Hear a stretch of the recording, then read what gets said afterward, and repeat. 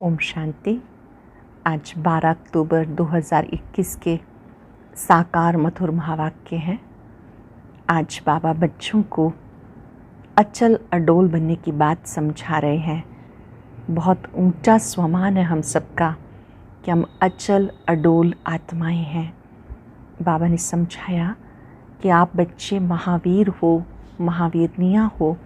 माया के तूफ़ानों से मत डरो। माया के तूफ़ान कभी भी आए, किसी रूप में भी आए, आपको अचल अडोल रहना है।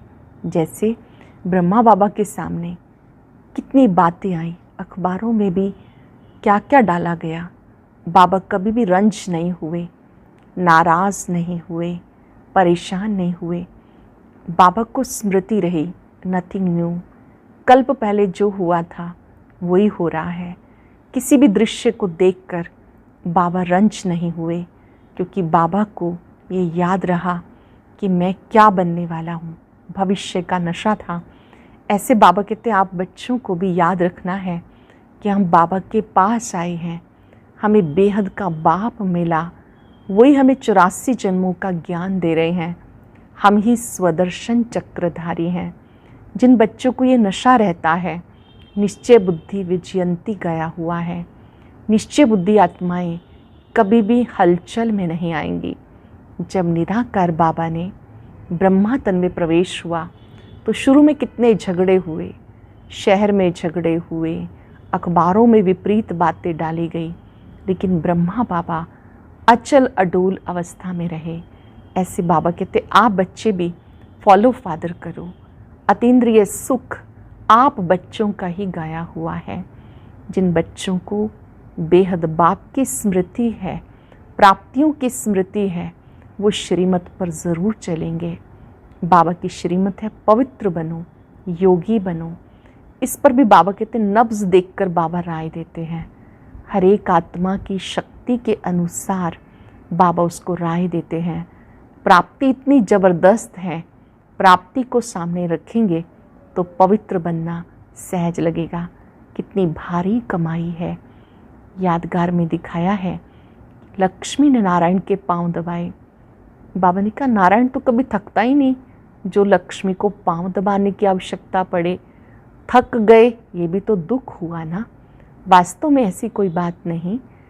लक्ष्मी नारायण आस्तिक हैं या नास्तिक, तुम बच्चों को जब बाबा मिला, ज्ञान मिला, तो आप आस्तिक बन गए। लेकिन जब लक्ष्मी नारायण होते हैं, राज्य करते हैं, तो उन्हें क्या कहेंगे? बाबा ने प्रश्न पूछा। बाबा ने कहा क्योंकि वो पावन है इसलिए उनको नास्तिक भी नहीं कहेंगे। लेकिन सतयुग में बाबा का परिचय तो होता ही नहीं। अब आप बाबा के पास आए हो फिर से देवी देवता बनने के लिए, तो बाप समान पवित्र और योगी बनना है। इस शरीर को भी ईश्वरीय सेवार्थ अमानत समझना है। ये ईश्वरीय सेवा के लिए रूहानी बाप से मिली हुई अमानत है। अमानत में कभी भी ममता नहीं होती, अपनापन नहीं होता। ये याद रहे, ये शरीर बाबा ने मुझे सेवा अर्थ दिया है, तो इससे हर कर्म में रूहानियत आती जाएगी, नष्टो मोहा बन जाएंगे। अब इस रूहानियत को ही प्रत्यक्ष करना है। वानप्रस्थ स्थिति का अनुभव करना है, तो उसके लिए बाबा ने पवित्रता की बात कही कि दृष्टि वृत्ति को भी पवित्र बनाओ। आज हम याद रखेंगे, मैं अचल अडोल आत्मा हूँ, नष्टो मोहा स्मृति स्वरूप हूँ। ये शरीर मुझे बाबा ने सेवा के लिए दिया है, रूहानी बाप की अमानत है। अब सुनते हैं मुरली विस्तार से। बाबा कहते मीठे बच्चे महावीर बनो, माया के तूफ़ानों से लड़ने की बजाय अचल अडोल बनो। महावीर बनो, माया के तूफ़ानों से लड़ने की बजाय अचल अडोल बनो।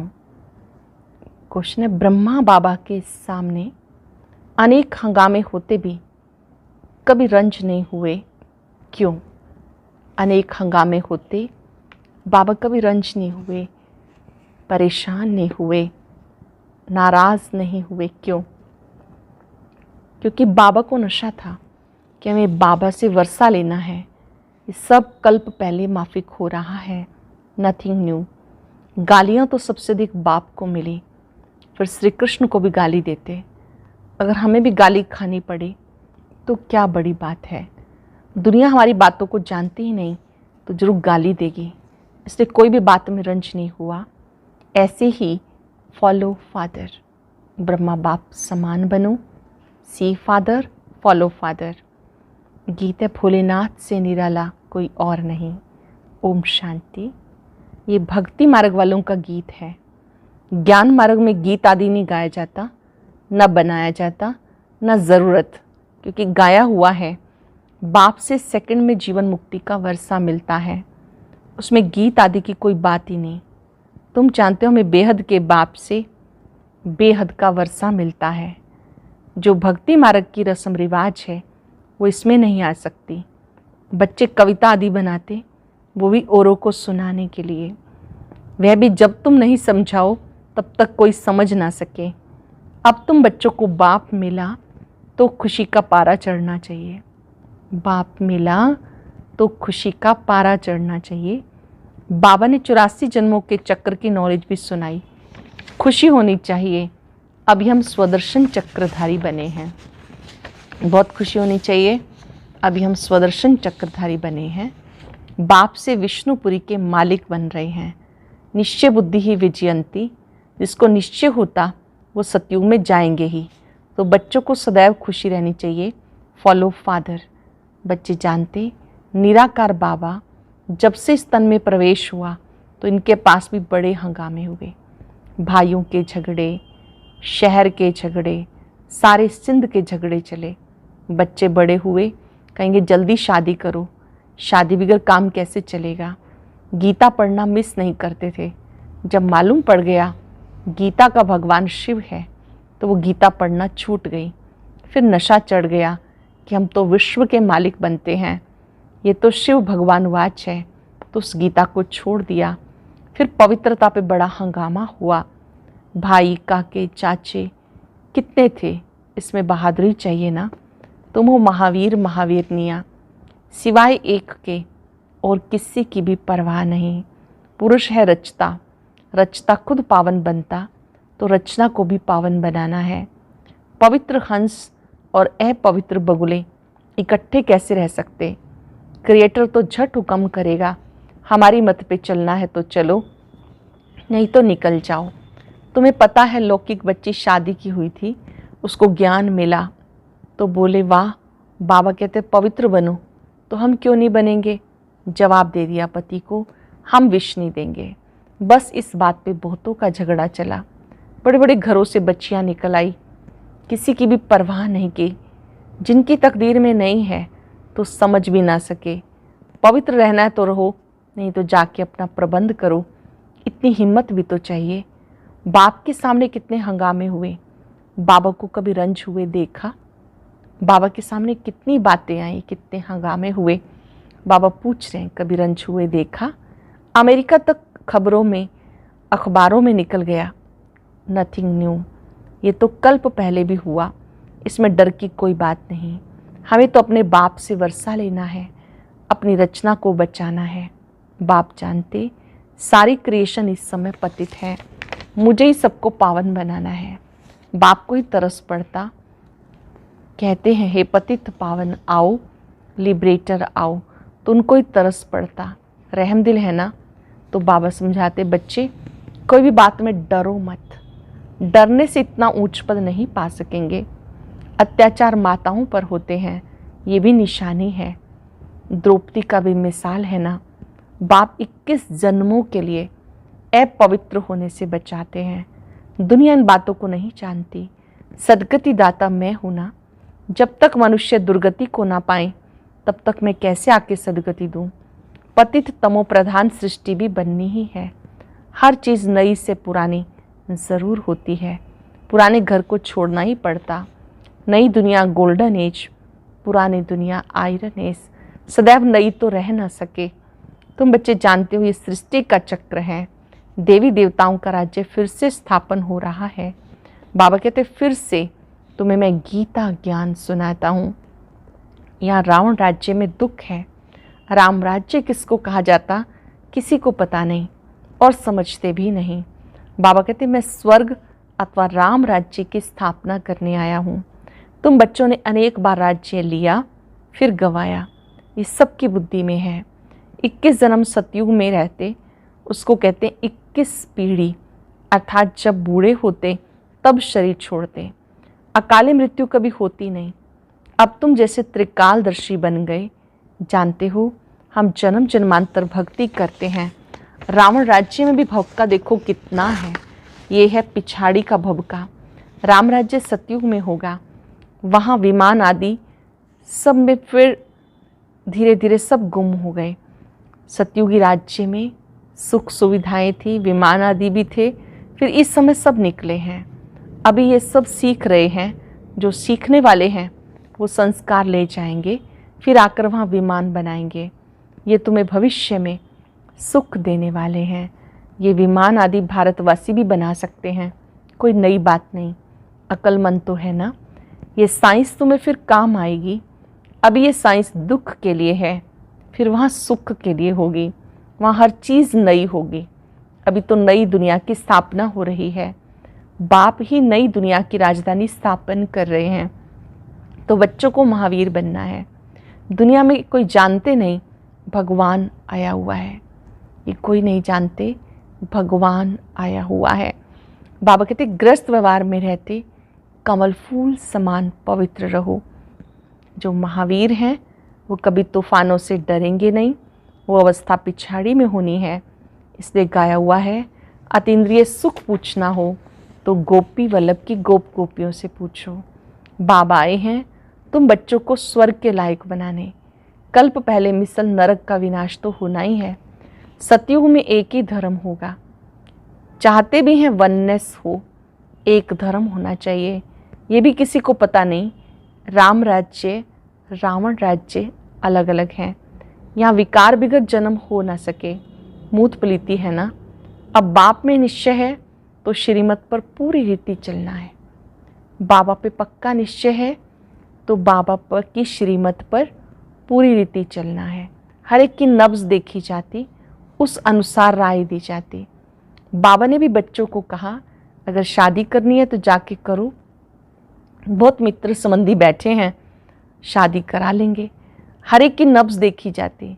पूछते हैं बाबा इस हालत में हैं, हम पवित्र रहना चाहते हैं, हमारे संबंधी हमें घर से निकालना चाहते हैं, अब क्या करना है?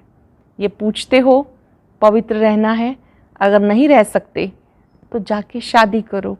अच्छा समझो किसकी सगाई हुई, राज़ी करना है, हर्जा थोड़ी ही है। हथियाला जब बांधते हैं तो कहते हैं तुम्हारा पति गुरु है। अच्छा उस समय तुम उनसे लिखवाते जाना, मानती हूँ मैं तुम्हारा गुरु ईश्वर हूँ, लिखो। अच्छा अब मैं हुक्म देता हूँ, पवित्र रहना है। हिम्मत चाहिए ना, मंजिल बहुत भारी है। दोनों इकट्ठे कैसे रहते ये सबको दिखाना है। प्राप्ति बहुत ज़बरदस्त है। आग तब लगती जब प्राप्ति का पता नहीं। बाबा कहते इतनी बड़ी प्राप्ति होती है तो एक जन्म पवित्र रहो, क्या बड़ी बात है। इतनी प्राप्ति होती है, एक जन्म पवित्र रहो, क्या बड़ी बात है। मैं तुम्हारा पति ईश्वर हूँ, हमारी आज्ञा पे पवित्र रहना पड़ेगा। बाबा युक्तियाँ बता देते।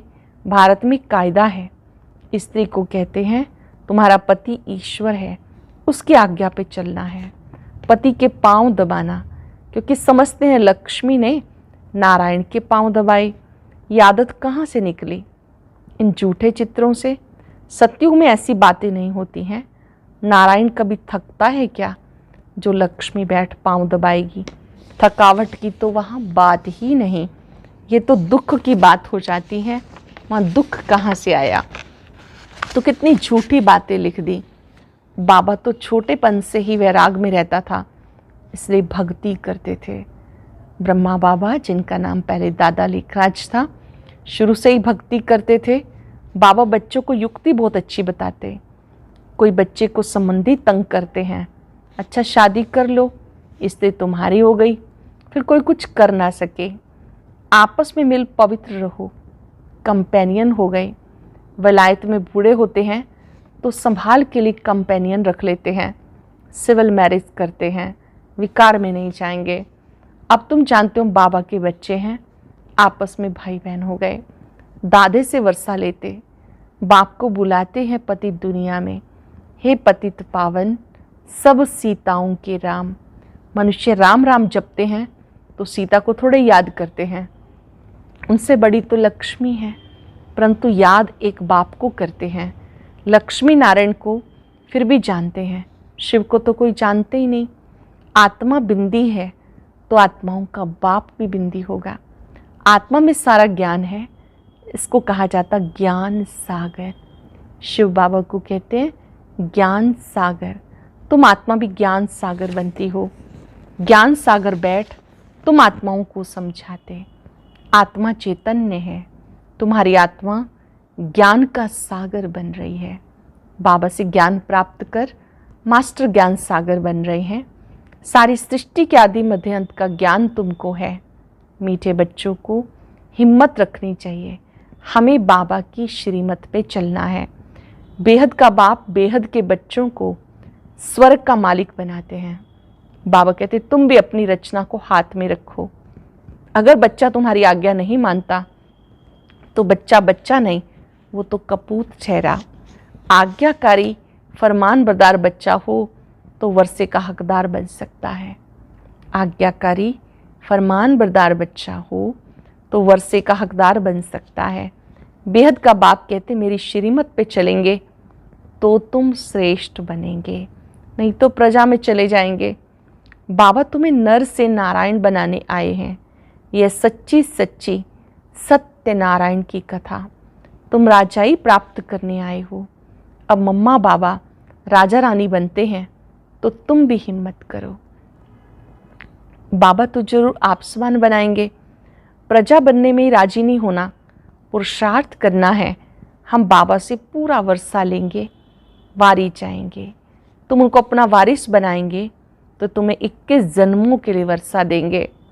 बाप बच्चों पर वारी जाते, बच्चे कहते बाबा ये तन मन धन सब आपका है। आप बाप भी हो तो बच्चे भी हो। त्वमेव मातस्य पिता। एक बाप की महिमा कितनी बड़ी है, दुनिया में इन बातों को कोई भी नहीं जानते। भारत की ही सारी बात है। तुम बच्चे जानते हो ये वही 5000 वर्ष पहले वाली लड़ाई है। अभी स्वर्ग की स्थापना हो रही है, तो बच्चों को सदैव बहुत खुशी में रहना चाहिए। भगवान ने अडॉप्ट किया तो तुम्हें कितनी खुशी होनी चाहिए। स्वयं भगवान ने हमें अडॉप्ट किया, अपना बनाया, तो कितनी खुशी रहनी चाहिए। भगवान ने अडॉप्ट किया, फिर तुम बच्चों का बाबा श्रृंगार कर रहे हैं, पढ़ाते भी हैं। बेहद का बाप ज्ञान का सागर है, हमें सारी सृष्टि के आदि मध्यांत का राज समझाते। जो बाप को ही नहीं जानते वो नास्तिक हैं। तुम बाप और रचना को जानते हो तो तुम हो आस्तिक। लक्ष्मी नारायण आस्तिक हैं या नास्तिक हैं, तुम क्या कहेंगे? तुम खुद कहते हो सतयुग में परमात्मा को कोई याद ही नहीं करते, वहाँ है सुख, तो सुख में परमात्मा का सिमरन करते नहीं क्योंकि परमात्मा को जानते नहीं। इस समय तुम आस्तिक बनकर वर्षा पा रहे हो, फिर वहाँ याद ही नहीं करते हो। यहाँ याद करते हैं परंतु उनको जानते नहीं, इसलिए नास्तिक कहा जाता। वहाँ जानते भी नहीं तो याद भी नहीं करते। उनको ये भी पता नहीं होगा कि ये वर्षा हमें शिव बाबा से मिला, लेकिन उनको नास्तिक नहीं कहेंगे क्योंकि वो पावन है। लक्ष्मी नारायण को नास्तिक नहीं कहेंगे क्योंकि वो पावन है, और ये वर्षा भी शिव बाबा से उन्हें मिला। अच्छा, मीठे मीठे सिक्के लदे बच्चों प्रति माता पिता बाप दादा का याद प्यार गुड मॉर्निंग। रूहानी बाप की रूहानी बच्चों को नमस्ते।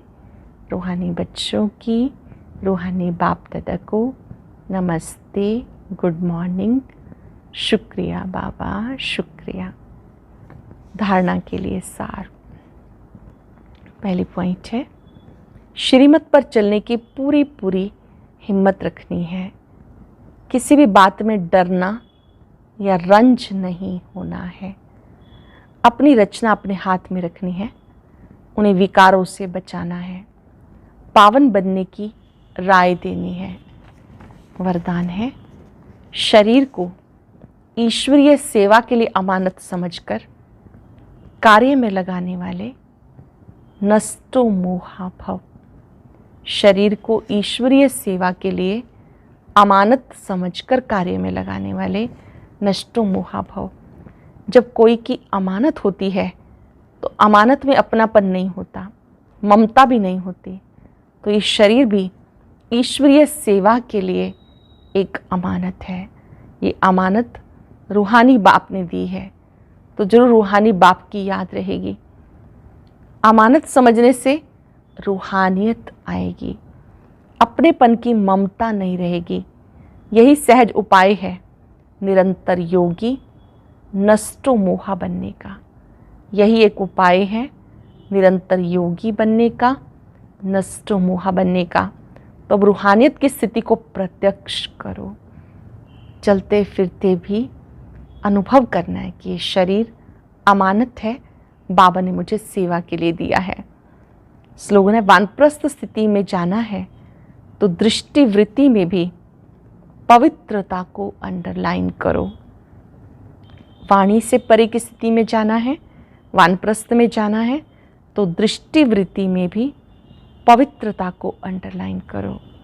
आज याद रहे, ये शरीर अमानत है, बाबा ने मुझे सेवा के लिए दिया है। मैं नष्टो मोहा हूँ। ओम शांति। आज की अव्यक्त मुरली जरूर सुने। उसके लिए ऊपर दिए गए बॉक्स को टच करें।